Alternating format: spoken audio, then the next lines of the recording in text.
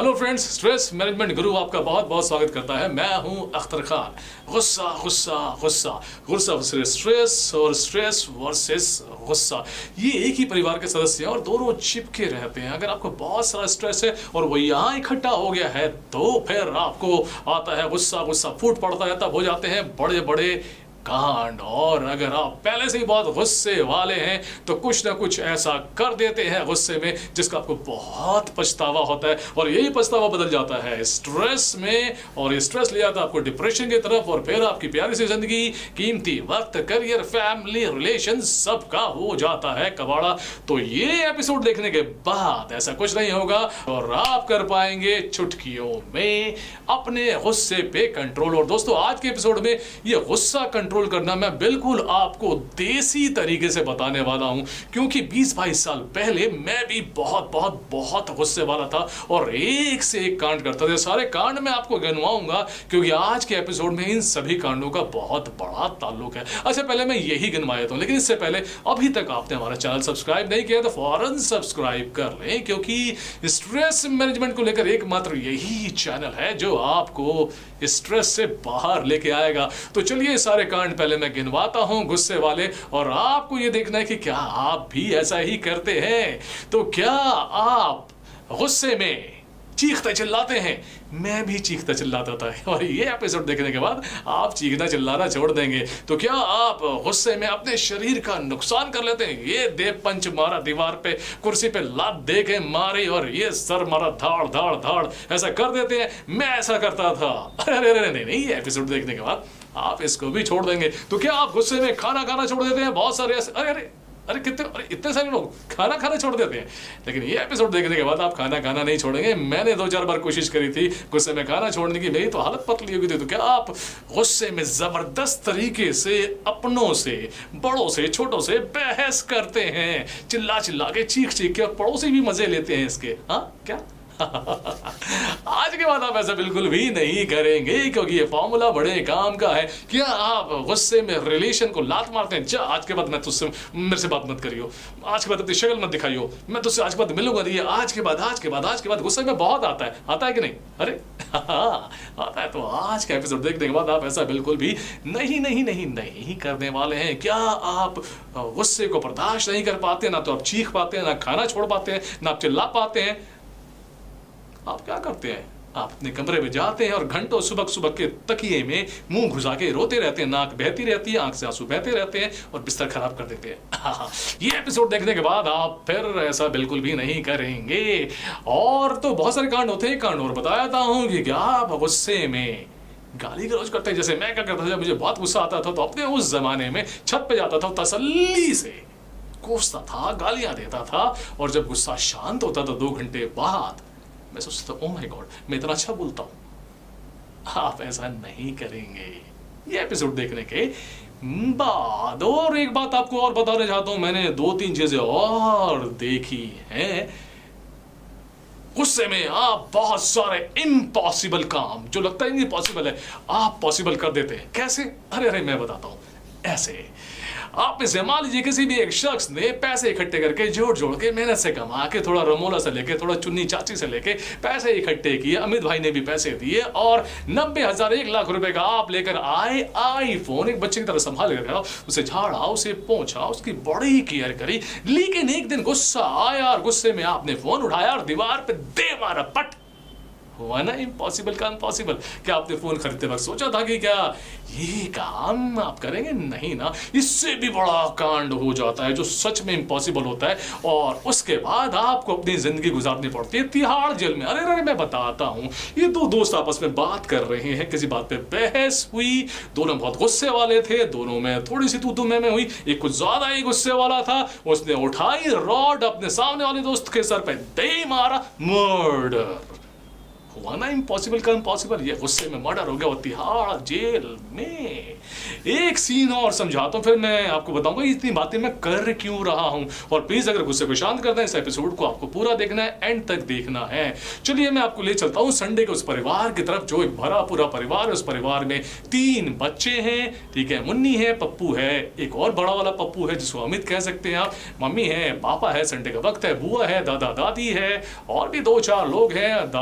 जो पापा है वो दाढ़ी बना रहे हैं, सुबह 8 बज चुके हैं, मम्मी आटा गूंद रही है। अचानक मम्मी ने देखा 8 बज गए हैं और मुन्नी अभी तक सोती हुई नजर आ रही है। मुन्नी उठ, दूसरों के घर में जाएगी तो तू ऐसी सोएगी, नाक हटा के रखी है, कुछ नहीं करती। ये वो जो है मुन्नी का गुस्सा आता है, वो चादर फेंकती है और कहती है बड़े भैया को तो कुछ नहीं बोलते। और भैया बड़े भैया जो सोए हुए हैं अचानक वो जो नींद में थे, अचानक पता नहीं कहां से जब बहन ने उनके खिलाफ बोला एनर्जी आई और वो बहन पे बिफर गए। तुम मुझसे लड़ेगी, छोटी होगी, मम्मी आप इसको कुछ नहीं बोलते। इधर बहन भाई आपस में कुत्ते की तरह काय काय काय काय कर रहे हैं। इधर मम्मी आ गई, कभी अपनी बेटी को बोल रही है, कभी अपने बेटे को बोल रहे हैं। इधर पापा जी आ गए, पापा जी का सारा गुस्सा सिर्फ बेटे पे ही फूटता है। बेटी जो होती है थोड़ी सी लाडली होती है उनकी, कि जब से तू पैदा हुआ ये है वो है, पढ़ने में तो थोड़ी ये नहीं, दोस्तों के चक्कर में तो लगा रहता है, घर से बाहर रहता है, मेरे पैसे बर्बाद कर दिए, शर्मा जी के लड़के देख, उसके लड़के को देख, वो ये हो गया, वैसा हो गया, ऐसा हो गया। इधर बच्चे को और गुस्सा आता है, वो पिताजी से लड़ पड़ता है, बहस कर पड़ता है और कहता है जब इतना ही मैं बुरा हूं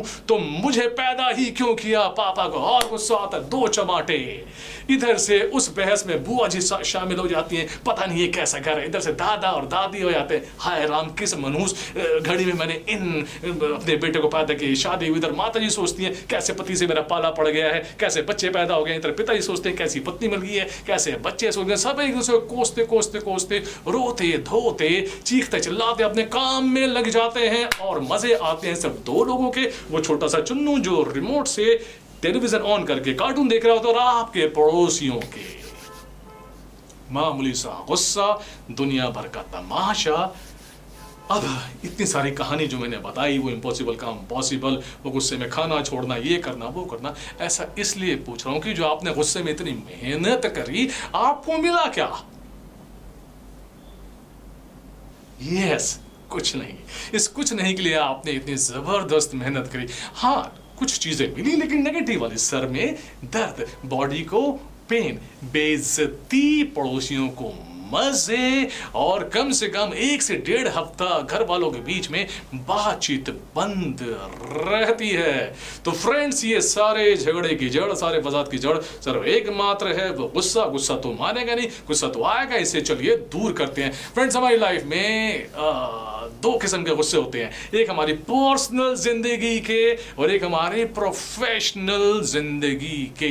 तो प्रोफेशनल जिंदगी का गुस्सा कैसे कंट्रोल करें ये मैं आपको बताऊंगा अगले एपिसोड में, लेकिन आज की डेट में मैं आपको बताने वाला हूं आपकी पर्सनल लाइफ, जिसमें आपके माता पिता, भाई बहन, रिश्तेदार, पड़ोसी दोस्त जुड़े हैं, इनके सामने अपने गुस्से को कैसे कंट्रोल करना होता है। क्योंकि जैसे कि मैंने आपको बताया कि 20-22 साल पहले मैं ऐसा ही था। तो सबसे पहले मैंने उन लोगों को नोटिस किया कि जिनको गुस्सा आता ही नहीं था, मेरे से थोड़े से बड़े थे, बड़े प्रोफेशनल किस्म के थे, तो मैंने उनसे 2-3 बातें सीखी और फौरन अपनी जिंदगी में अडॉप्ट कर दिया। और ये थी कि अब नहीं होना है आपको परेशान, और रखना है बंद आपको अपने कान, और साथ में आपको अपनी जबान। क्योंकि जब ये गुस्सा आता है और यहां से यहां जब आपको लगता है तो आपकी जबान लपलपा उठती है कि मैं भी कुछ बोलूं, बस यही से काम खराब हो जाता है। तो सबसे पहले मैंने खुद को समझाया कि मैंने कुछ नहीं बोलना है। हालांकि ये बड़ा मुश्किल काम है कि यार ये तो पॉसिबल हो ही नहीं सकता, जब गुस्सा है तुम कोई रिएक्ट ना करें। तो इसका फॉर्मूला नंबर निकाला 2, आपको उसी वक्त करना है अपने माइंड को डाइवर्ट।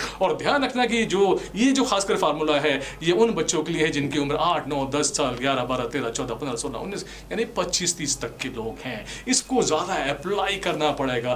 कान बंद रखिए, यानी डाइवर्ट कीजिए दिमाग को, जबान बंद रखिए, रिएक्ट मत कीजिए, और माइंड को कीजिए डाइवर्ट। ये डाइवर्ट कैसे करना है मैं आपको बता दूंगा, बड़ा मुश्किल काम है, लेकिन यकीन मानिए अगर आपने इरादा कर दिया तो आप कर सकते हैं। मैंने भी ऐसा ही किया, और जब मैंने खुद को समझाया कि तुझे जीतना है, हारना नहीं है, गुस्से पे कंट्रोल करना है, तो बस एपिसोड घर में बनने वाला था। गुस्से का मैं थोड़ा लेट हो गया था, और जैसे ही मैं घर में घुसा मम्मी गुस्से में, पापा गुस्से में, मैंने समझ गया मेरी तो क्लास लगने वाली है।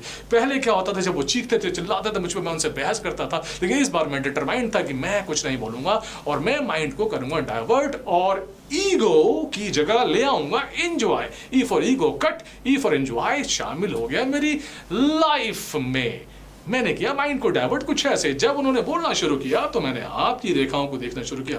अरे इसमें धन रेखा कौन सी है, क्या मुझे कभी श्रीदेवी से मेरी कभी मुलाकात हुई? उस जमाने में श्रीदेवी बहुत मशहूर थी, माधुरी दीक्षित सोचने लग गया, एक गर्लफ्रेंड के बारे में भी सोचने लग गया, और इधर से मम्मी चिल्लाए जा रही है, पापा चिल्लाए जा रहे हैं, चीखते जा रहे हैं, चिल्लाते जा रहे हैं। मैं अपने नाखूनों की तारीफ करने लग गया। एक नाखून बड़ा हुआ था, बिल्कुल सच बात बता रहा हूँ मैं, और वो बोले जा रहे हैं, मुझे कुछ असर ही नहीं पड़ रहा। और क्योंकि मैं जिम जाता था, मेरे डोले अच्छे थे, जब लगा कि यार बात और बढ़ेगी, क्योंकि जब मम्मी पापा आपसे बहस करते हैं तो आपका इतिहास गिनवाना शुरू कर देते हैं। एक बार तू ये, एक बार तू वो, एक बार तू ऐसा, एक बार तू वैसा। उनको एक एक पन्ना याद होता है हमारी कमियों का, गलतियों का, तो साथ साथ बीच में तारीफ करते हैं, अरे मम्मी आपको तो ये भी याद है, अरे पापा आपको तो ये भी याद है।